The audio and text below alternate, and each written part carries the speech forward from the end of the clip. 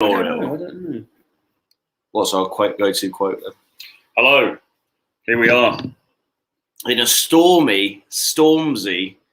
It's a shame we can't. We're sitting in a bit of a looks kind of like a penthouse suite. It is the penthouse suite because I've booked in the hotel where we are. I've actually booked the presidential suite. It's ridiculous considering what it is.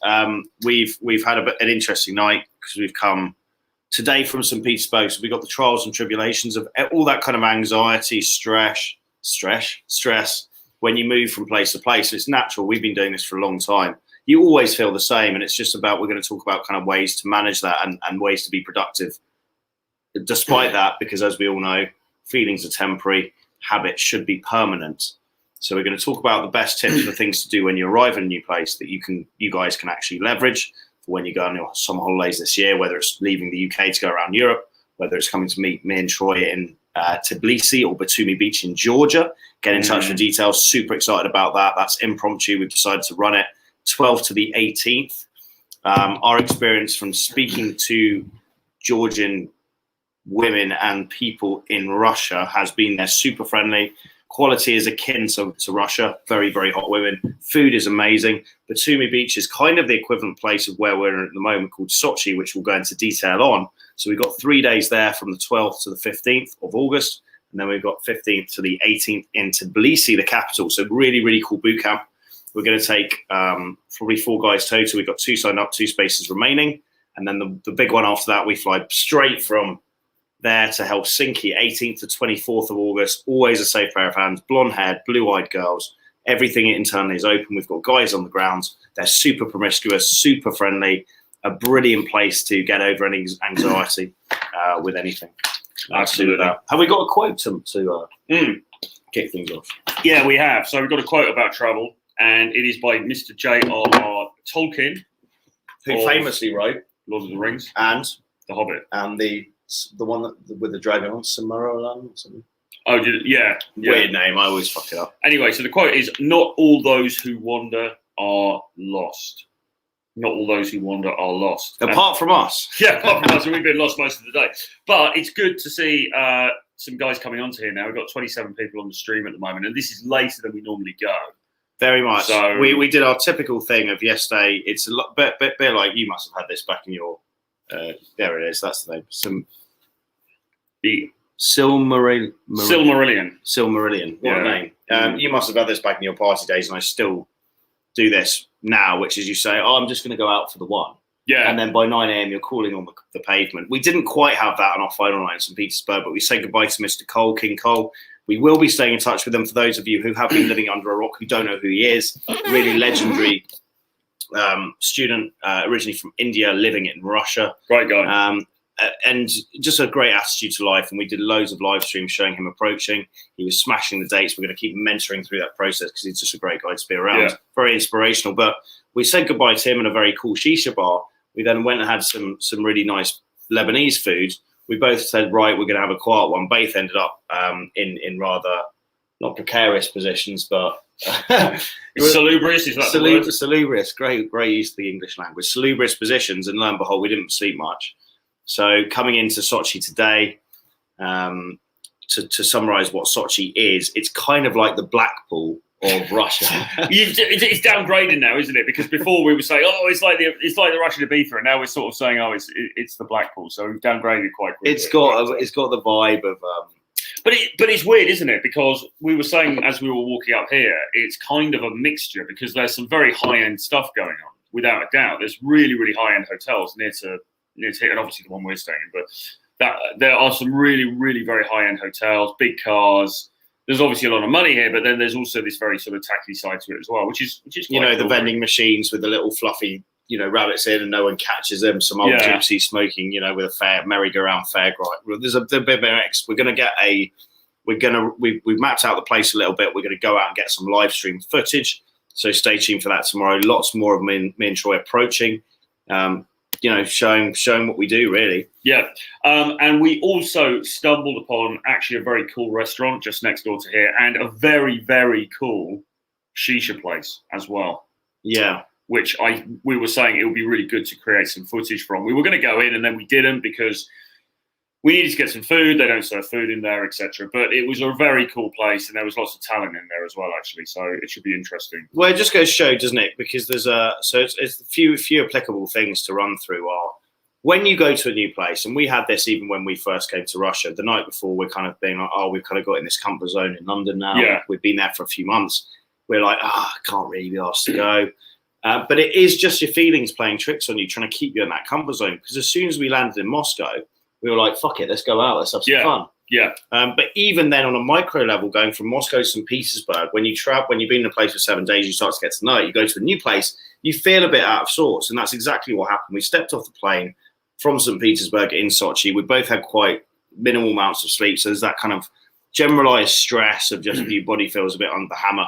We slept a bit on the plane, but then coming out of the airport, immediately you're just like, oh god, it's overwhelming because it's like drugs, right? It's this overstimulation, senses, sounds, sights, smells, and so what I did was I saw a girl I'd been on the plane, immediately opened her because I wanted to kind of build that momentum. Now the interesting thing was, throughout the course of today, we definitely haven't been anywhere near the form we were hitting the last few days in St. Petersburg. We're probably 9 out of 10 women we speak to that we found attractive.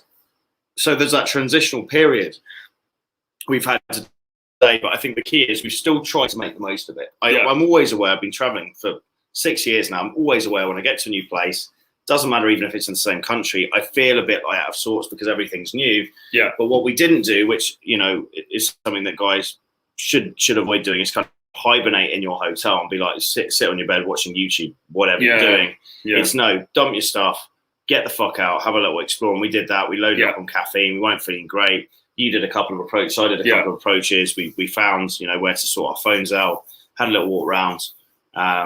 Just got acclimatise to the place. Getting acclimatise and just accepting on that first day that you will feel a bit weird. You will feel a bit out of sorts. Yeah, it's normal to feel like that. Again, I've been doing this for a long time and I still feel like that. But again, thinking about feelings being temporary and just accepting they're going to be there and taking the right course of action anyway. Now, did we hit, you know, all the girls who we should have approached today? No, we probably both let slip 4 or 5 opportunities, but we did also act on 3 or 4 each. Yeah. So kind of 50%. Now, we always talk about day game ratios. If you can hit 80%, 8 out of 10 women during the course of a day, you should be approaching. That's good, right? We dropped to 50%. But the key thing is we still took a bit of action and we still tried to make the most of the first day. Yeah. And also, you know, we kind of ran into a trouble. We're walking around, we're knackered, we're trying to find somewhere to eat. And basically this bird said, well, you've got coronavirus restrictions here, everything's shut. So we got into that a little bit, that woe me mentality. Yeah. But then we're just kind of walking along back to the hotel, made that decision. And suddenly we walk into this amazing bar, which admittedly was shut, but he is close to our hotel. So we're thinking, right, future live streams, this is perfect. And then next door, he goes, next door's open. And we went down, it was part of the same place. This incredible shisha bar that you talked about at the beginning. And it's like 2 hot birds in there. It's like, okay, fuck. And it just on a, you know, dime piece, it completely changes your, your night. And I think the key takeaway from this is just always urging on that, almost taking a bit of King Cole mentality, erring on the side of positivity and this exciting, this challenge, what's going to happen next, not being, oh, woe me, the night's going so badly. Yeah. It's very easy to fall into that trap. Yeah, definitely. And there is definitely a lot of opportunities around here and there's a lot of interesting places. And I mean, that place that we saw, the Shisha Lounge, I think is going to be really good to spend some time, hopefully shoot some content in there and so on. Very different to the other shisha place that we shot the last video in, which was it was actually kind of a hipstery place, really, wasn't it? But it looked very sort of seedy and rough and ready. It was actually fair, sort of hipstery, really. This place is classy. We'll definitely film a stream in there one day and show you maybe even a lazy Sunday, whatever it is. Depends on the weather. The other thing to note is the weather. It's really temperamental here. It reminds me of Playa del Carmen. We came in, it was blazing sun. Within an hour, we were just walking on the high street. Suddenly the rain came. And everyone was scattering. We're like, what the fuck is it? It was like air raid sirens, you know? But then we realized that it doesn't, the weather doesn't just change fast. It changes excruciatingly quickly to the point where we're just trapped, drown rap routine, completely soaked. So we ran into a cafe, had a tea. Yeah. But what are your thoughts so far? Because it'll be interesting watching this back in a few days after kind of the dust has settled, because we're only here for the weekend. But what are your initial thoughts so far? Do you think the quality's here? how's it compared to Moscow, St. Petersburg, in your opinion? Tough What's the one. vibe of the place? It's a tough one, really. I think it's going to be a mixed bag. If you're talking about quality in terms of beauty, we've certainly seen some beauty here for sure. Is it wall to wall? Not really, or not on what we've seen so far. But again, we came in quite late. Then we went to chill out for a little bit. Then we came out again, and we sort of probably missed the mark a little bit because places were starting to close up. Plus, we had all that terrible rain and stuff. So I'm quietly optimistic, actually. I think there's a lot here that we just haven't seen yet. And again, it's all about logistics, isn't it? We've done well again in a sense because our hotel is 3 minutes from the main strip. Yeah. The kind of bars on the front. We've got this cool shisha bar near us where a 10 minutes walk to kind of the 5 to 8 p.m. day game slot place, which is a nice kind of park. So it's always exciting to see what's going to happen. But I think we could have some fun here. Definitely. I think there's a lot of and there's always, and I don't want to give the wrong impression of this place. Wherever you go, there's always a bit of a diamond in the rough. Now here, I think it would be doing it a disservice to say that because I think it's not the rough. I think there's a lot of diamonds here. But even if you go somewhere that's really off the beaten track and you turn up and you think, God, this place looks really... Imagine if you did go to a Blackpool or somewhere like that, or not even Blackpool, like I don't know, Scunthorpe or something like that. Wherever you go, you go out for the night, there's going to be some opportunities there. And in the most unlikely places, you can meet some very attractive women and just have a fantastic time. And even walking to that kind of cool shisha bar, we saw just you speaking in your typical loud, booming English voice. It drew the attention of a lot of women who are in there smoking shisha, but in a positive way. Their eyes are lit up. They're like, oh, English guys. Yeah. Because it's cool, right? There's very few foreigners. Frank Nightgame says you are frauds. Who the hell is Frank Nightgame? Who is Frank? And what a name! What a name is what? What's your name? Nightgame. Frank Nightgame. Who is Frank Nightgame? Frank Nightgame. Sounds like you're calling us out. Yeah, we're getting some trolls here, I think. I mean, again, Frank Nightgame or whoever's in contact with Frank Nightgame, please send us your channel, send us some of your infield so we can actually verify you're even approaching. Because we all know that most men, in fact, pretty much everyone I know in this industry sits online commenting, and there's nothing to be seen from what they're actually producing, right? So show me any man that is recording some live infield live streams, and we can talk business. But to be honest, I think that's the new acid test of whether you're actually up to doing anything worth. You guys in Scunthorpe, would there be good volume in Scunthorpe? I don't know. I once met a very attractive lady from Scunthorpe, actually in Ibiza, and so that's really the only sample size that I've got of it. But she was really nice. Frozen Asian. Yeah. I want to address this one. I don't want to get into a whole debate, but it might be worth having a out. About what? This one. Here we go. Would you say your work with the Indian lad disproves the black pill? The black pill is essentially saying if you're not very tall, jacked, white, Chad, you're fucked. And Mr. Cole is none of those things. So does it disprove the black pill? I'd say wholeheartedly, yes. Yes, I would.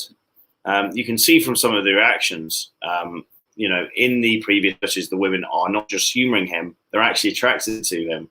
He's taking numbers. There's footage of you going on bloody Instagram. This guy, I'm balls deep in my wife right now. We're both laughing at you. If you're seriously making love to your wife and you're watching us, I think you've got bigger problems than commenting on this channel. But hello. This is cool. I like this. There's some interesting characters on this tonight. Yeah. I think so. Whoever this Frank Nightgame dude is, they are probably I don't know, famous or whatever. Oh, who cares? Who knows? Who cares? We'll it's see. irrelevant, entirely irrelevant, because I'm not really interested in what other people on YouTube are saying. Really, what we're interested in is just having a good time. Well, we've noticed. One thing we have noticed, or I've noticed from kind of focusing on what I'm doing, and working with guys that I get on with is often the marketing strategy of other guys, other coaches. They're actually focusing on putting out content, quality content, where they're putting across a message. It tends to be, let's take names that have been established and mess around with them. And it is, it's used as a marketing strategy, right? It's 48 laws of power all over it. But is it really representative of anything positive? No. ever bother with any of that shit. You could argue, you know, I could go and attack some bigger names just to kind of get the views, get the subs, but it's just not the way I operate. There's just no point. You know, focus on what you're doing, get on with it. If guys have got time to be commenting and trolling other guys in the industry, I just don't think it says a lot for them, if I'm being brutally honest. Yeah, we've got a lot of idiots in here today. Why do you have fake timepieces? They fog up in the pool. I haven't even got a watch. I don't know what you're talking about. But this is all anyway, this is all irrelevant stuff. What are we actually meant to be talking about? Adapting to new places. It does take time. It takes time to adapt. We've had a pretty good stab at it today, I think, given that we spent most of the day traveling, really, and then messing around with logistics and stuff when we got in. So I think today, obviously, we're doing this now.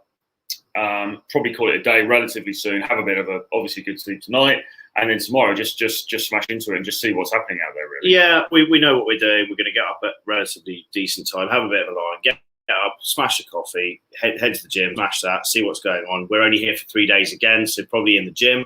We'll be looking to do some approaching, impromptu approaching. We're never going to see people again. You might as well. You know, I've done a lot of approaching over the last few years in gyms around the world.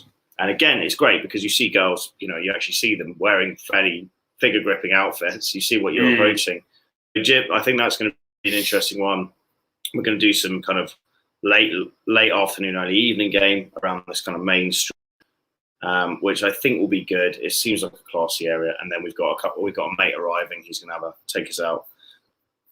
Have a blast with him as well. Absolutely. It's going to be a lot of fun. In a word, Sochi, go or no. We will keep you updated with that. We're going to kind of do a review of Sochi on the Sunday, on the Monday when we've spent 3 or 4 days here because we don't know. It's our first time here.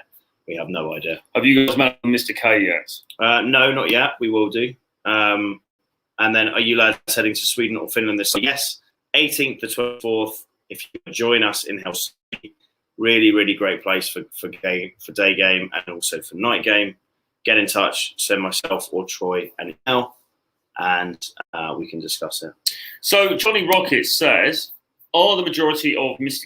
K's lays with girls that aren't that hot? We don't kiss and tell, by the way, but nonetheless. But having the guy personally and knowing he doesn't give a fuck what people think, quite frankly, he is in love with the process of approaching. Yeah, but he's saying approaching 100 a day means you're approaching well below average as well. There's max 2 to 3 really. There's definitely not max 2 to 3 hot girls in places where I've been spending a lot of time with him, i.e. Brazil, Colombia, Mexico, Tulum in Mexico, Playa del Carmen, Rio in Brazil, and then Sochi, and he's been in Moscow as well.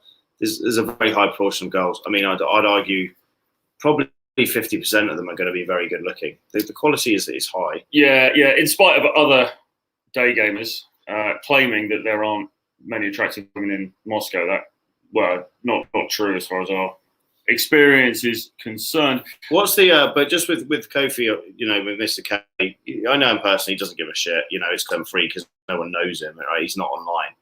I've seen him approach some absolute worldies, and I know I've seen him, he sent me videos of him with stunners, you know, in fairly intricate positions, should we say. But I've also seen him approach girls I wouldn't go anywhere near.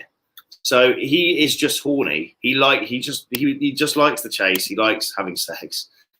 He just likes women. He goes for a very broad range. But I've seen him get with some of the hottest women I've ever seen anyone get with, and I've also seen him get with some of the least attractive women I've ever seen him get with. He's just an enigma. He's his own man. He's just not really even. I don't know. There's no one to really compare to him. I mean, one of my favourite stories was when I first met him, and again, he won't mind telling this because this was a few years ago. But he, we met through mutual friends, and he was like, "Oh, you know, James, I'm having problems with a girlfriend." And I was like, "Okay, well, tell me about the girlfriend." And he was like, "No, I said girlfriend." So I was like, "What?" He was like, "Yeah," and he was like, he literally whipped out like 17 different message threads. He was dating 17 women, and they all thought he was the only boyfriend. And it was, I was just like that. How he was even doing that? Because that's a full-time job. Yeah. Shortly afterwards, he quit his job and he approaches full time. Look, I'm saying that's a healthy lifestyle. For anyone else on the planet, no. For him, yes. He uses it as a form of meditation. He's very chilled, very relaxed. he's just very zen almost. Like I never see get affected by blowouts. He's taught a number of guys. He's not online. I know him, and I'll give him guys, especially guys that have struggled with anxiety. He'll get them going. Remarkable guy. A lot of respect for him. But I will be meeting up with him, and Troy will be meeting with him as well in the foreseeable. So yeah, somebody's asking about a face and LMS video. I don't know. I haven't seen it. I mean, I like him as a content creator. I think he's a good content creator. He's got good videos. We did reach out to see if he'd come on a stream with us and have a chat. It doesn't look like that's going to happen, which is a shame. Yeah, so, I'd like to have got him. I'd like to, because again, what me and Troy are trying to do here is not try and discredit people and come them down and personally attack them, because it's just ridiculous. It's just a fucking waste of time, right? What we want to do is accept the fact that people are switched on. Lots of people are intelligent with a slightly different perspective and viewpoint on things. Cherry pick the best bits from them that we resonate with as well, and then try and formulate that into something that helps people go out. That's an interesting one. Would you guys at this point say you've pretty much tapped out of the UK scene, not through defeat, but for pragmatic purposes? Yes. Well, this is something 100%. Yeah, 100%. I'd agree with that. I think London, if you are there, is a place you can absolutely learn to approach effectively. I did it. Troy did it. We know lots of people that did it. It's a city of 10 million people, lots of turnover. There are hot girls, but is it the best place to approach bang for your buck wise? No. For me, countries that I particularly resonate with and I tend to have a lot of success in: Brazil, Colombia, Poland, Serbia, and parts of the former Soviet Union. And I also happen to resonate with the women there, and I resonate with the places. So on a personal level, I prefer to spend time in these places. I think it's about mapping out the type of places you like, going to these places, and and seeing what you think of them. Somebody was asking about Mr. Lucario, and yes, I have heard of Mr. Lucario. I've talked to Mr. Lucario. I think you've done his show, haven't you? You've done a show with Mr. Lucario. Yeah, he actually got in touch with me when I was quite a small channel, and he was like, it was just, I think he was talking about me, the rejection mindset I had about just charging up, and he liked the fact I was doing direct day game. Yeah, he's a good guy. He seemed pretty switched on. I've been meant to do a show with him for ages, and it just hasn't happened yet, but I would like to, so hopefully we'll get something sorted out. Again, but it's great when you see someone going, oh, he speaks highly of you, but again, we're not in it. We'll touch on this in a different stream, but guys need to start realizing they're in this race with themselves. There's no one you need to be impressing in life in this avenue with dating or in any other avenue. Yeah. And it seems ridiculous to say it, but it's just not. You focus on yourself. That the concept, you are in a race. There's a brilliant audio that I sent to Troy, that I found on Spotify with Goggins of people ranting on. But one of the key things he said in that is, look, you're not competing with anyone else apart from yourself. You're in this race on your own, right?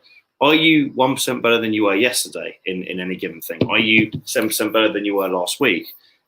Figure out what you want in life and go after it unashamedly, and forget everything else. Forget comparing yourself to other people. They're in different positions. You can kind of occasionally benchmark yourself against people in a similar industry, or similar position to you, but to completely, rely on that as the, your benchmark of your own self-worth is really stupid.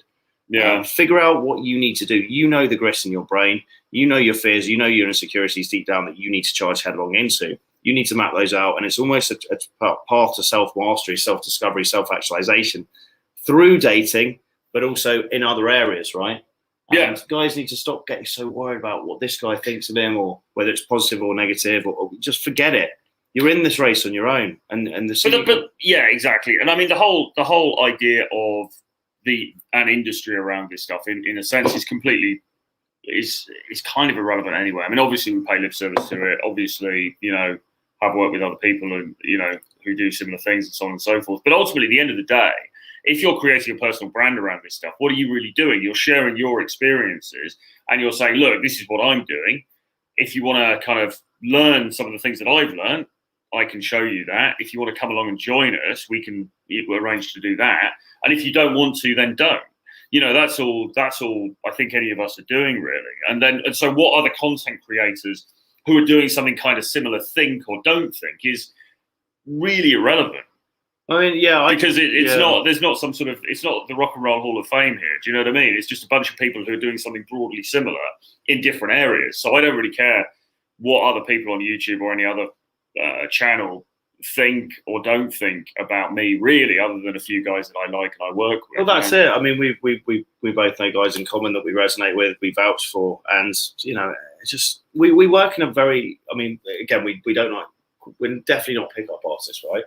Yeah. I hate to even really put a label on what we're doing. Basically, what we like to do is travel the fucking world, do what we fucking want, and show what we're up to. Yeah, exactly. And then try to encourage guys to do the same. And yeah. And that's kind of what it comes down to. And then you talk about people being fraudulent and stuff like that. But I mean, we have done something that's never been done before, which is to live stream actually going out and interacting with people.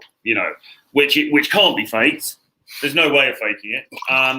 And if other people aren't doing it, because the technology is there, the technology is so readily available now that if other people aren't doing it, to some extent, you kind of have to ask why. Anyone that claims out, and that I'm never going to name people on a personal level because I just think it's fucking fickle, and it's just it brings you down to a certain level which I don't want to hit. But anyone that's preaching, the good fight.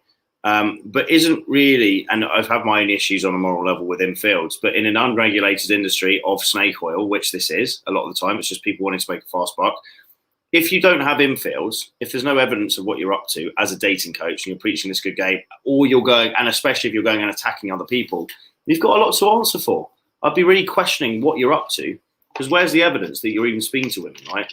We know on a semi-personal level, at least 4 or 5 big names in this industry, right? And again, we're not going to name names because I'll never do that. It's just fucking petty. But we know 4 or 5 big names that do not do any approaching, right? And so you could say, well, what the hell are they giving advice for? They're 10, 15 years out of date. But on top of that, if guys are doing infields, that's fine. But the next stage, as Troy says, is, why not put it out live? We make no qualms about the fact we get a lot of rejections. We actively use the fact we get rejected as a strategy to filter for girls that are into us. Yeah. Right. So I hope that clarifies stuff. Guys seem to it confounds a lot of people. But if you're not going out getting rejected, you're not approaching effectively. You should be getting rejected. The stats that most women, 90% of women, are not going to be into you, right? So if you're not getting rejected, you're not approaching enough. If you're not doing 20 to 30 approaches per week as a minimum, you're not approaching enough. And the Don Estra says, is there more to life than getting your rocks off? Yes, absolutely. And what you find is you need to go through the stage of going, banging a lot, basically having a lot of guilt-free sex with decent-looking women to validate your ego. That's the journey I went through. And then realised it didn't make me fucking happy. There's a guy, a friend of mine, who's now working as cameraman. Really cool guy. He's going to come and do a talk called. We're going to do a live stream called "The Dark Side of Game," where you realise you need other stuff. Banging women is not going to do anything for you. Absolutely, right? Absolutely. If you look at an extreme player who's banged more women than most men have had hot dinners, Russell Brand. Look at what he's doing now and maybe go through some of his videos because he talks about it. And this guy is talking from real experience, right? This guy has slept with thousands upon thousands of women, rock star levels. Yeah. And he says it didn't make him happy. It was a fucking addiction. Now, I'm not saying that, but what I am saying is single-handedly just chasing women and sleeping with women, and that's all you got going on in life will definitely not make you happy. It should be one string of that life bow alongside living an attractive reality, building an attractive reality, maxing out yourself across a number of areas, predetermined to increase your value, but also based on your interests and desires and making use of the short time you have on planet Earth. Yeah. Right? So it's one string of the bow. Yes, one string of the bow. The bow has many strings. Indeed it does. What do you guys do outside of game? Well, travel. Mostly, I mean, the basis of my life for the last 4 years has been nomadic. I really enjoy traveling. I really enjoy going to new places, exploring new things, to do with, I guess, the culture, the history of a place, trying new food, restaurants. You go to a new city, the options are limitless for what you can do. Yeah. So traveling is a baseline thing. On top of that cold approach to meet women, to be sociable, I think that's incredibly rewarding way to live life. And then on top of that, language learning, building this business, building a side business, getting to the gym, having a good diet, fighting, all this sort of stuff that's linked in, reading. I'm big into psychology, history books, all this sort of stuff, right? So much. I do a lot of reading. You do a lot of reading, going back to the writing as well. I write as well. I do a lot of writing. Obviously, we're both building businesses. We're traveling. We're going to the gym. I mean, there's just so much stuff. There's so much stuff outside of game, and not to mention as well. I mean, I've been in a relationship for like the last couple of years. So I've been sort of, I've been slightly back from the front line anyway. Do you know what I mean? It's fake to give this impression that we're just we've done for the last 20 years is to be out, chasing girls, because that's not the case. It's part of an overall lifestyle, like anything, like going to the gym, like being in shape, like learning a language. You do it consistently, but not overwhelmingly. It's part of a balanced lifestyle. That's the way to be happy from this. And I've always said, most men, kind of a good level that seems to make people happy is aim for 2 new dates a week with new girls, or 3 new dates a week, maybe if you're pushing it.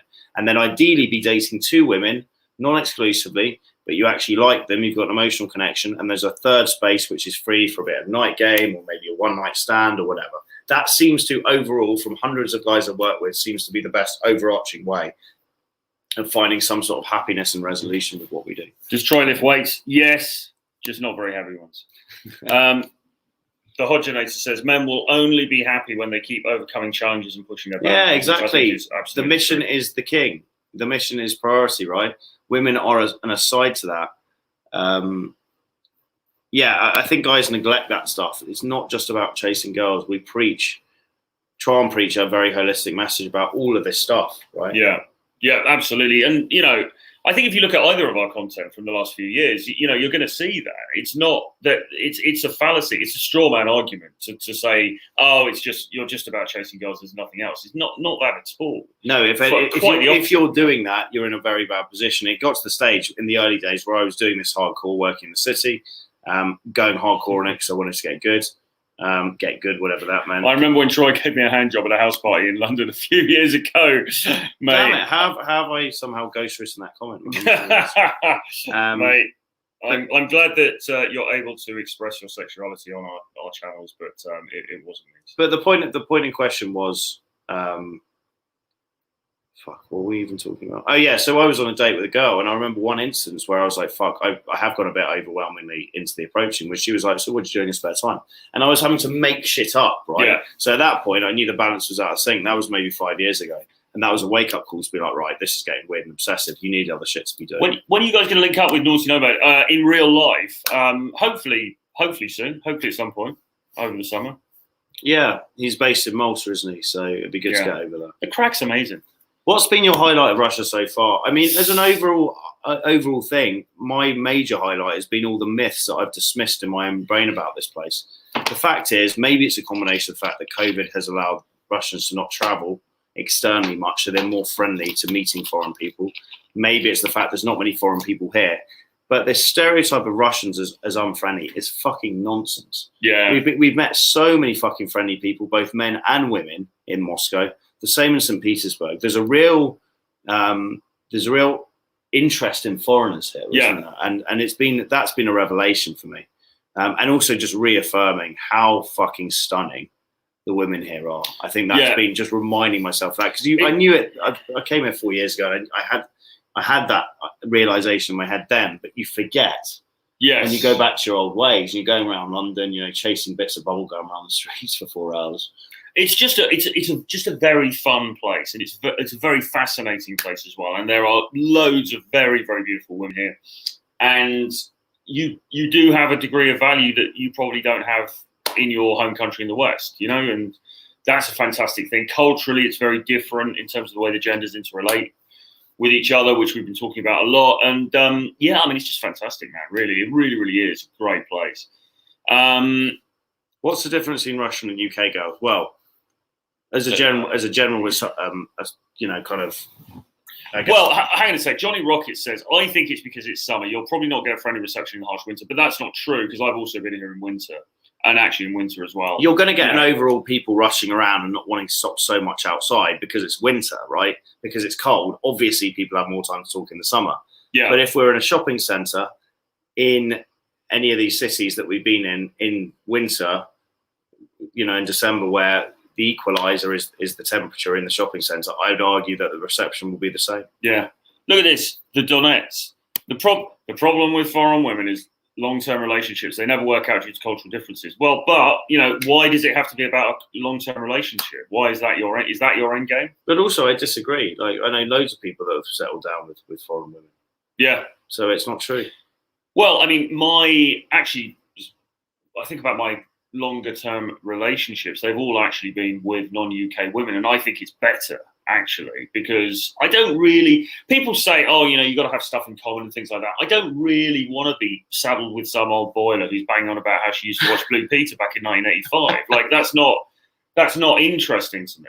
Do you know what I mean? I'd rather get to know somebody from a different culture who's got different inputs, and we can share those things together, right? And that's my most successful relationships actually have been with women who are foreign from the UK. It's just more culturally interesting, isn't it? Yeah.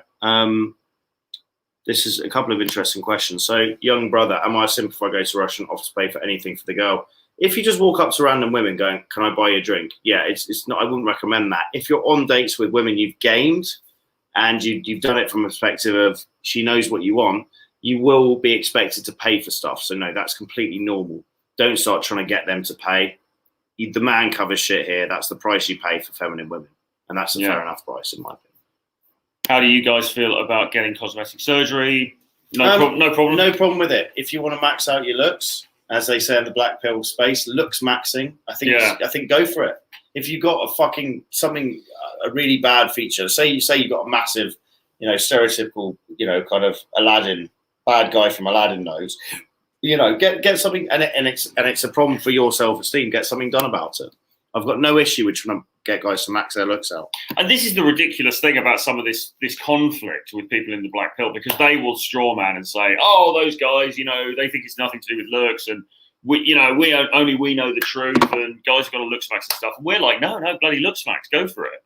Do you know what I mean? Like, anything that you can do cosmetically, if you feel it needs to be done and you can afford it, and it's not going to be in any way damaging to you, go for it. Why the hell wouldn't you? If we have time at some stage, we'll map out a kind of a map of, a sheet of paper and show you guys what we think the new world order should be with learning and stuff. But essentially it's red pill. So understanding sexual market concepts to do with age, to do with men and women, understanding sexual market dynamics, the stuff that women inherently know, taking that information, then applying it to action, and then combining that with black pill stuff.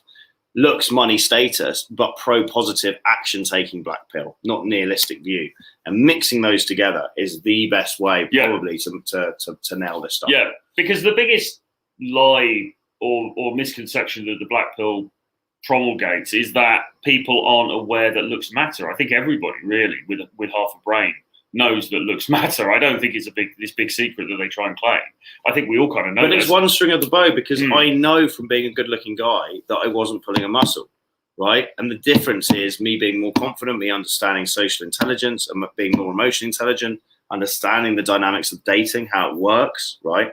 That's been a differentiating factor between me pulling nothing to pulling decent women. Sammy says, do you ever find yourself getting drained emotionally? Yes, massively. Massively. It's catabolic, going out, hitting the streets hard, talking to lots of people. It's draining, isn't it? It does get you emotional, and you have to sometimes take time off and have a quiet night, and that's what we're trying to do tonight. Yes. Have you ever approached so much that women start to look the same and end up reapproaching previous girls? Again, you're probably running around the wrong places, right? You need to change up the areas. Good evening to Mr. Asmat from the WhatsApp training. Nice to see you, sir. Keep us updated with your progress and process, please. Yeah. And then Varan says, I agree. One thing I don't get about the black pill community is they repeat things we already know, like height and face and looks matter. Yeah, exactly. I mean, they're not coming up with anything new here. But all they're doing is, nihilistic element of woe me. I mean, it seems like such a waste of time when you could be out there trying to approach. And as a lot of guys have rightly said, are kind of, I guess, anti-black pill. It's like, well, yeah, you can sit there and talk about it, but why not just take some action? Because that can't be put you in a worse position than not. And it's true. You can't not be in a worse position if you take action. Yeah. The real black pill is that all women are essentially the same. But I don't think that's true. I mean, I haven't got too tired now to think of any sort of,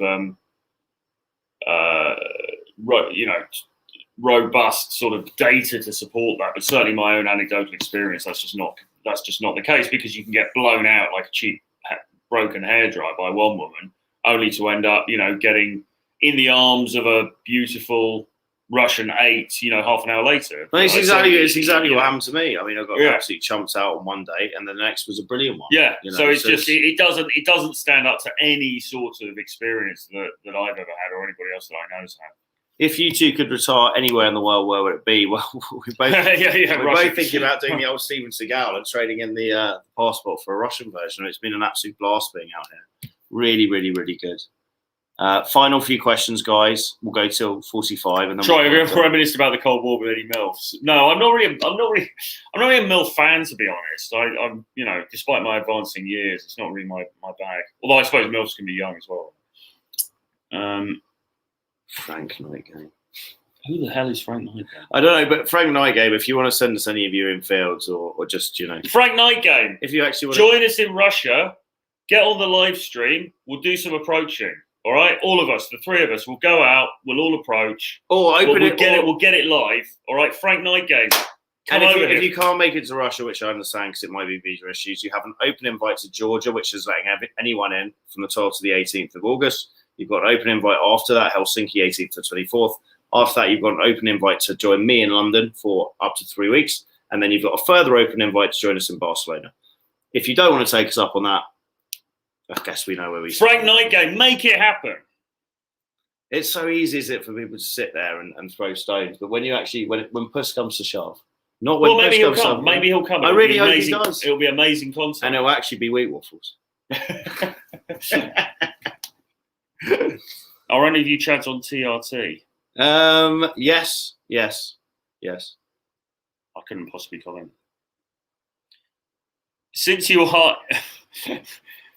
are in Russia, are you going to wrestle bears like Khabib? It's legal there. I don't know. We'll fight. I mean, mate, only mostly if you special guest referee with those big staring eyes looking up to me in that submissive manner. Yes, Jake Gennaro, you legend. Troy, you handsome bastard. When you letting me interview, you allegedly asked. This is a guy that I did an interview with who's based in Sao Paulo. Brazilian day game, a very cool guy. Very, very soon. Although not in the way that people will try to spin that. But no, we'll sort something out soon. It'll be good to get on the stream. Sorry, it's just because being over here, everything's. Trust, what do you think about approaching for the sake of approaching it, even though you have a 100% rejection rate? You need to get in touch, man. I don't know why you're sitting here, not actually seeking out some counsel and getting some feedback on what you're doing. It sounds like a bit of a troll comment because I don't believe you've got a 100% rejection rate. But if you do, then I would really get in touch with some feedback on what you're doing. He said interview your legendary ass. Okay, sorry, man. Fine. Yeah, we'll sort it out soon, mate. Yeah. No, he's a good guy, Jay. Yeah. No, I know. Big fan I of know. This is a good one. I just want to cover this because it just clears anything up. Are there any TRT clinics you recommend? No. What I recommend you do is go on to Medichecks if you're based in the UK. Medichecks.co.uk. Get a full spectrum. It's called like male hormone test where they test cholesterol, liver function, kidney function. They give you a full spectrum testosterone test. It's very useful to do. I'd say once a year after the age of 30, really you should be doing it. A bit like getting a Bupa health check. I get a full screen once a year because I travel a lot. Obviously, sometimes burning the midnight oil slightly too much, things get out of sync. Just worth keeping an eye on your health. It's one of those things that you don't really appreciate until something dramatic happens, and then suddenly you're really like, oh fuck, why didn't I take more care of myself? The live cold approaching is actually going to blow up. Keep doing them. I think it will. Like I say, ultimately, the technology is so easy and so available now that it is the next obvious iteration of this whole thing. And it's actually less invasive than filming infields because infields are sort of a bit. I mean, we're making it very obvious that we're going around filming everything when we're doing those infields. And it's been great. It's been a great thing to do, and we're really enjoying it. Yeah. If you want advice on TRT stuff, just send me an email and I'll speak to you separately. I don't want to start spewing stuff around here because you don't know what YouTube thinks of this sort of comments. No, we haven't pulled a muscle. Not only in Russia, but I haven't pulled a muscle for the last 5 years, nor has Troy. I'm a virgin. We're both born-again virgins. Guys, have you got any final questions for us you'd like to ask? Otherwise... Put it on TikTok, it'll blow. Well, we tried that, didn't we? Yeah, the problem with TikTok is... the problem with TikTok is for a younger generation, I feel. It's for 14-year-olds. It's not even... Well... it's not even just that, is it? I mean, you did a TikTok stream the other night, didn't you? And you only had a very small number of people on there. So you could argue, could build it up over time. You could. It's just not really a priority. There we go, Mr. International. Brilliant question. Inadvertently saying what we've been saying for a while now, which is we are the only people, not just in London, but really around the world, that are putting out non-censored footage, right? And certainly live footage, because nobody else has done it. We could sit here and call every single man his dog out on YouTube going, let's see your live footage, right? Yeah. But the problem with this industry is, and again, we're not PUAs, we're just guys that travel, do our own thing. We try and inspire guys to do the same. We try and help them out where we can. You know, that's the way we live. But yeah, you know, the problem with the industry is there's too much ego involved. People pretend that they're never getting rejected, right? It's the dirty secret of the industry. There's 3 tricks scared going into bed. It's fucking nonsense. It's ego built on sand. It's bullshit. Everyone gets rejected. If you're not getting rejected, you're not using rejection efficiently as part of your strategy. Men get fucking rejected. Even DiCaprio, he is a boss, is not going to be able to sleep with every fucking woman he hits on. Obviously, some women are just unavailable. Right. And the problem with, you know, we're kind of putting this out as, oh, go on, let's see some more guys do live streams. The reason I will assume most men in this space who are more on the pickup artist side, or, you know, oh, look at me side, the ego investment side, won't do it, is because they'll see it as an affront to their ego that they've got to put out the fact they get rejected. Yeah, but because we're not pickup artists, it's not really an issue. But also, I've said from day one I get rejected. That's the entire strategy I use. Yes, I charge around, I approach like I get a lot of success. But I'm also getting rejected a fuck ton. But I get a lot more success than most people because I'm approaching a lot, right? Most guys just don't even put the reps in, right? It seems fundamental, this stuff, doesn't it? But guys really struggle with it. They don't seem to understand. Yeah, I don't know. It's because there's been so much smoke and mirrors, I think, in the past, and people making these big claims, and you know, and that's just not reality, man. I mean, it's not. That's just not how life really is. I hear DiCaprio has never been rejected. Best place to meet like-minded like-minded wings for Eastern Europe. Get in touch with me. I've got WhatsApp groups in 50 different countries. I can tell you, and this is a good question from Mr. Ferguson. What's your approach to language barriers in pools? If the girl is super hot or the vibe just seems very on, me and Troy have been using Translate with the speaking stuff. Usually, if the girl really doesn't speak English, though, and it's kind of below that, she's mediocre, we're not massively attracted to her, or the vibe's just not there, we're just saying goodbye. We're not even bothering with it. In future, I would like to get conversationally basic with Russian.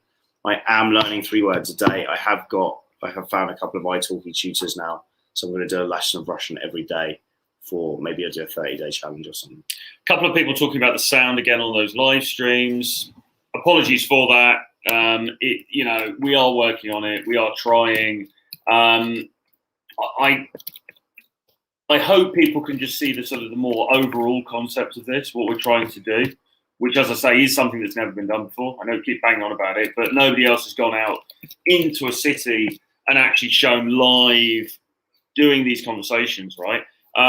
Yes, the technology is, you know, we haven't quite got up to speed with the technology. Yes, the sound could be better, but you know, on the plus side, you are seeing something that's never been done before, and you are seeing something that's very raw and real.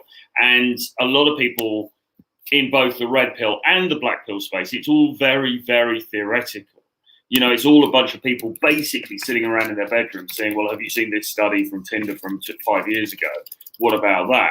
Whereas what we're doing and what we're showing live is actually going out and about and interacting with people in the real world right now. And that in itself is hugely valuable, I would argue. So yes, the sound could be a bit better, but you're still getting a lot of bang for your buck. And we're not trying to rub this in people's faces. We're not trying to antagonize people. We just want to show the reality, the non-smoke and mirrors of what approaching and traveling actually is like.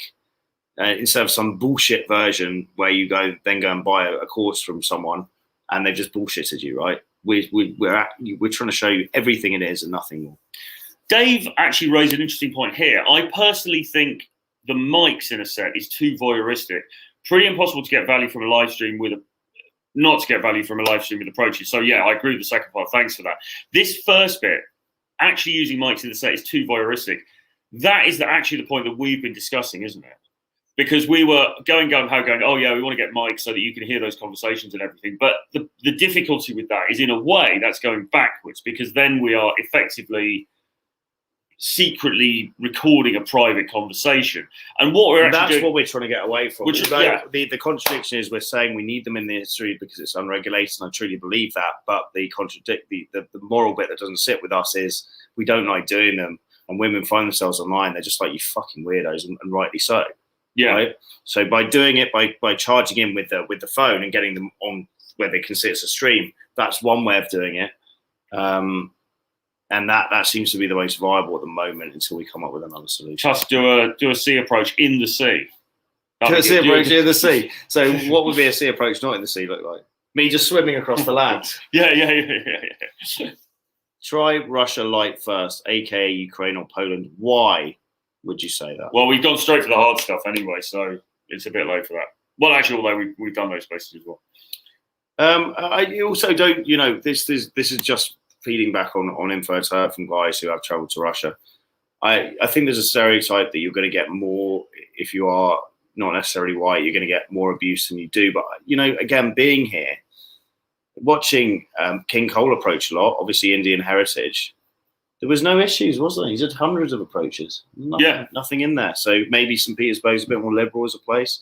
But I think there's a lot of stereotypes about Russia that seem to be propagated from Western media that aren't necessarily true at all. But what's interesting, and I don't know how, we don't want to bang on about this in any huge detail, but some of the pushback we've been having from more the black pill side is, oh no, the reason that Cole was getting good reactions is because he's incredibly high value in Russia. They're going like, oh yeah, this Indian guy, who by the way is 5'4". Oh yeah, exotic value. He's really high value. Not surprising that he's getting value over there. And it's unbelievable. It's unbelievable. He's got, let's be honest, he's got a thick Indian accent.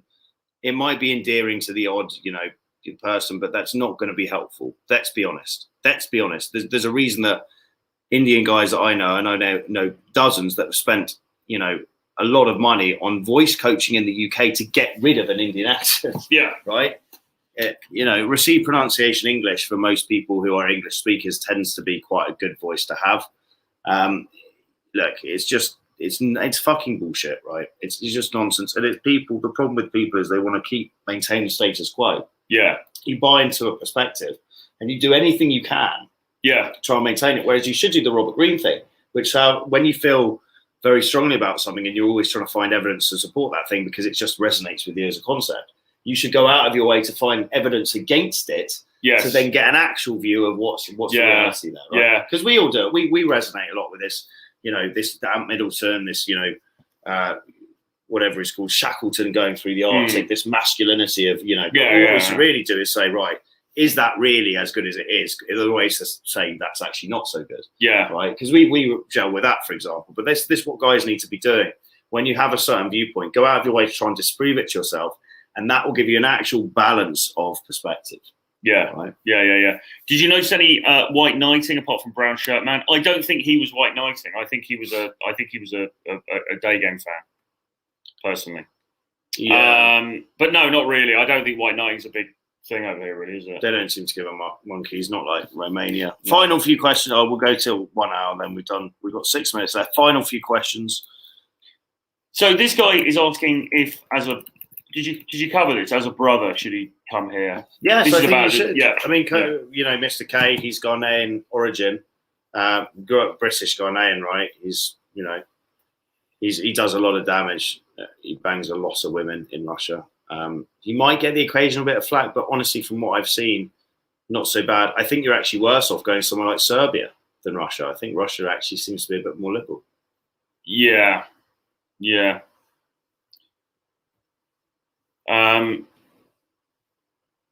Well, the questions are flying in, aren't they? Or the comments are flying in. He says, been approaching pretty much every day, feel like I'm getting stronger emotionally, feels good. Well, that is a positive, good man, peripheral effect. And you are the sum of your habits. And the more you do this, the more you realise it's not a big deal. We were born to speak to women. We just lost our way a bit with it. All. But we were born to interact with the opposite sex. Man evolved, woman evolved as a process of reproduction to make more of us, right? We should be able to speak to the opposite sex. somewhere men got soft, and it's off. It's men's fault, really. Yes. I don't blame women for it. It's men being soft, right? Somebody's asking about spotlight effect again. Is the spotlight effect less pronounced in abroad because people can't necessarily understand what you're saying? I think it might be. It is. You just like, oh, fuck it, whatever. You don't feel bad about it. Because you're sort of like, as well, there's a slight sense of unreality when you're in a foreign place. Yeah. Which is not, obviously everything is real. And you know, you've got to be a bit careful because you don't want to piss anybody off. But there's this slight feeling that you're in a movie. And so you're just not as bothered. You know, we've been walking around, particularly me, talking in a very loud English accent like a stupid foreign tourist, and you know, in general people seem to find it quite endearing or quite funny, and you know, whatever, but yeah, I think it does. I do feel more self-conscious in London than I would feel here. Yeah, I don't give a shit here, because true. we also know we're getting good reactions here. Well, we're getting good reactions, and also as well, I mean, frankly, we're going to be gone in a couple of weeks when you know you can say that in London as well, you're never going to see those people again, but certainly here you're pretty much definitely never going to see those people again. So yeah, I think it does, but you know, you've got to get used to the spotlight effects in your own country as well. You do. Day game fan equals KGB. I couldn't agree more. If you go James Tusk and search stacking on YouTube, James Tusk stacking, you'll see loads of videos of in audio podcast format and in video format of me and Les discussing how to stack effectively. Any final questions, lads? We've got 3 minutes, 30 seconds to go. Where will Mr. K go after Sochi? He is going to probably be staying here for the whole of summer. And then he'll probably do his standard thing of message me and go, Tusk, where are the hot girls? And I'll tell him a country he's never considered before, and he'll just go there for 4 months, because that tends to be his format of traveling. Do girls in St. Petersburg speak English? Yes, but less so than Moscow. Moscow was a pretty high level of English. You know, very high, yeah. With money comes education. Do you lose any solid girls because of the camera? I don't know about solid girls, but probably lost a couple because they saw it was being filmed and they didn't really want to get on board with that. But not many, actually. I'm addicted to your videos. That's a great shout out. Thank you very much. This is a great question, and maybe one we can end on because it'll probably take a couple of minutes to answer. But anything you guys would do differently if you started all over again? I mean, you've been involved in this industry a lot longer than me, but I think for me, I would have started to travel sooner. I spent three years in London not traveling, thinking that it was kind of cheating to travel. That was a terrible move, because the last 3-4 years of my life have been the best experiences. I met the hottest girls. I've met the coolest people, had the best experience exploring this planet we live on, different cultures, everything like that. It's been amazing. So living that nomadic lifestyle was something I'd have done a lot quicker. Yeah. And also I would have fucked off all the theory and just started approaching. I think theory has a lot to answer for, doesn't it? Because people do it obsessively, and it can get to the point where you're doing so much theory, you start becoming weird, and you can't even go and then say hello to someone. Yeah, you're already 50 steps ahead in chess move formation. Yeah, and you get weird. You're putting so much pressure on yourself. So those are two things for me that I'd have done differently if I had it to my time again. Mine is similar. I would have travelled sooner and probably travelled more, and I would have not gone down the rabbit hole with some of the more, I don't know, all of the peripheral stuff that's not so much about dating and so on and so forth that gets connected with this industry. I would try to have avoided all that stuff because I just don't think it's a lot of negativity in it. You mean like? Just manosphere kind of thing. Manosphere. You know, political stuff and things like that don't really have any bearing on meeting girls and having a great time. Yeah, so there you go. If in doubt, travel more. Your Russian seems a big class. Thank you very much. You guys are pretty negative about London with the latest law coming in about street approach sexual harassment. Would you bother approaching women in London at all anymore? What is the latest law exactly? Well, that's this thing about wolf whistling supposedly being made a criminal offence. I mean, is that the Daily Snail blowing it out of proportion? No, I think it's been proposed. I mean, I think the devil's in the detail. You'd have to look at the detail, what's actually going to be illegal and what isn't actually going to be illegal.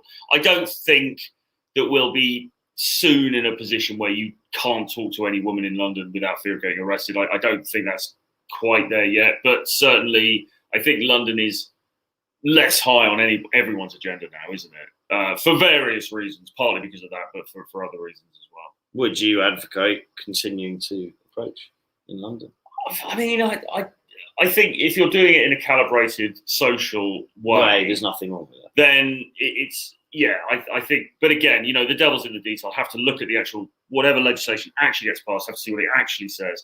But overall, I think if you're being calibrated, you're being social, you'll be fine. Just don't be an idiot and don't do anything that could be misconstrued. And use this as an opportunity to travel. I mean, there's someone put just above, you know, do you recommend building your careers to be location independent? Absolutely. We live in a time now where really there is no excuse not to set something up yourself or work for a business where you can work remotely. Decide where you want to live. I cannot. People, you're a bit older than me, but again, you know, this wasn't a thing when I started working. No, where you could just fuck off to another country. No, not at all. I know COVID's been quite sad, but it's been brilliant for allowing people to work remotely. And if you don't make the most of that, there's nothing we can do to help you, really. Yeah, speaking to people in the street will never be illegal. Well, hopefully not. Hopefully not. I think that the things that they're worried about, if you're being overtly sexual and sort of going, you know, making comments about her physique and things like this, I think you can be on some dicey ground there. Wolf whistling has become this trigger thing as well. I think if you're being very calibrated and you're like, hey, listen, I just saw you look really nice, I just wanted to come and speak to you. It's hard to imagine that that's going to become criminalized anytime soon. I certainly hope it won't be. I agree. A couple of books I'm reading at the moment, or not reading, listening to on Audible. Re-listening to A Billion Wicked Thoughts. And also The Story of O, which is what the original 50 Shades of Grey was based on, very sexual stuff. Yes. Me and Troy are not tucked up together, listening to it together. That would be strange. We're not. I am listening on James's recommendation to The Fear Bubble by Ant Middleton, which is really good. And I'm reading. What am I even reading? I'm reading. I'm rereading a book by Jean-Paul Sartre. Which one is it? Let me grab it. Soul Professional. Jean-Paul Sartre. Is he the French philosopher? Yeah. Nice. The Age of Reason by Jean-Paul Sartre. There you go. Cool. Beer culture, guys. And then just to finally end, Georgia looks simple. Yes, just to recap where we're going to be. So after Russia, you probably missed the boat meeting us unless you want to fly out last moment, but probably you've missed the boat on that. Myself and Troy are parting ways after this, but we're rejoining 18th to 24th in Georgia. Very simple to get into, very hot women, high levels of English. We're going to be Batumi Beach, which is the party place, and also Tbilisi, which is the capital. And then 18th to 24th in Helsinki, a brilliant place to learn game, fully open, very promiscuous society, a lot of fun, blonde hair, blue eyed girls. You're welcome to come and join us. We have a few spaces open for training on both boot camps. Get in touch for details. Troy's details and mine will be below.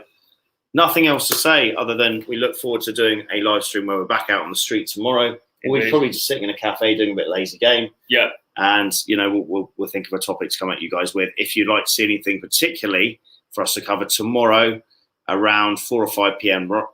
Moscow time, put it in the comments below.